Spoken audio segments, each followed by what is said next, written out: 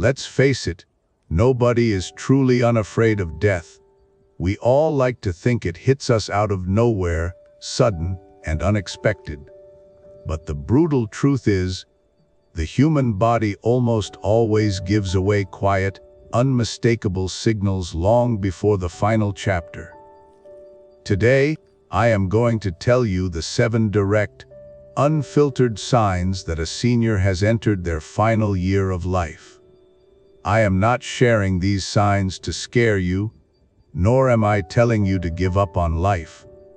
I am sharing them to empower you with the raw information you need to prepare so you can stop fighting nature and focus on what actually matters, living a deeply meaningful, intentional life filled with comfort, peace, and true dignity.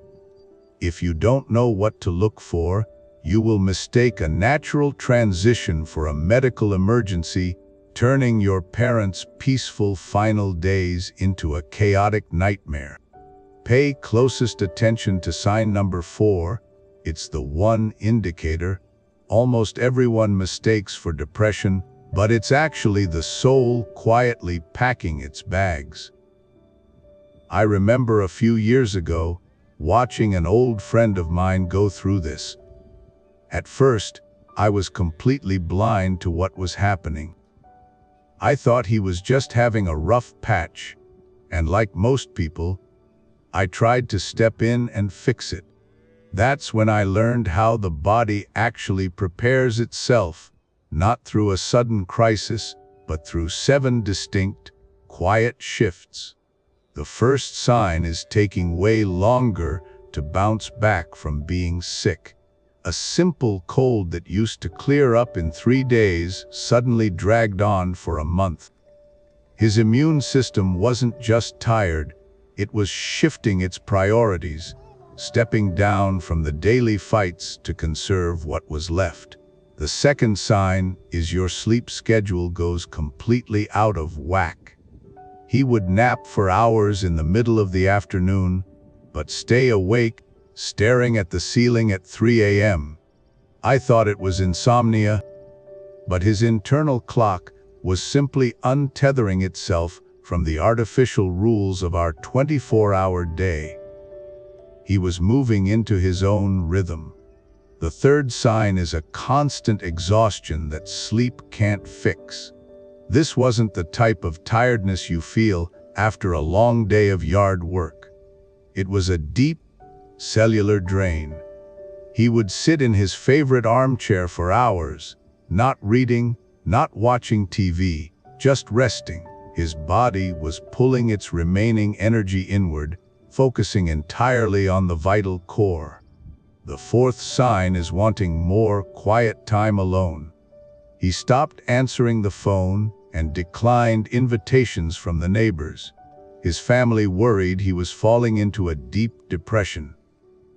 But he wasn't sad, he was just turning inward, quietly processing a lifetime of memories without the noise of the outside world. The fifth sign is losing your appetite and dropping weight. He would only take a few bites of his favorite homemade pie.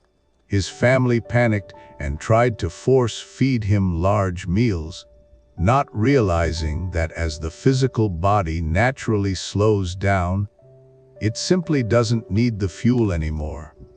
Forcing food only causes them discomfort. The sixth sign is a sudden, strong urge to put your affairs in order. He spent a week organizing old tax papers, writing down bank passwords, and cleaning out the garage.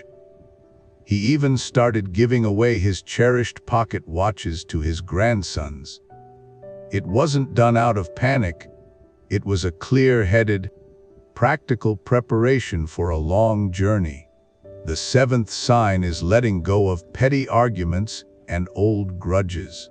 A relative he hadn't spoken to in 10 years called, and my friend just smiled and said, "It doesn't matter anymore." He stopped trying to prove he was right. He traded the need for control for pure, unfiltered peace.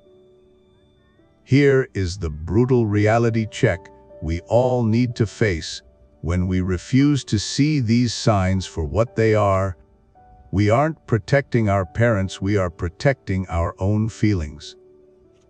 We drag them to endless doctor appointments, pump them full of medications, and invade their quiet spaces simply because we are terrified of letting go.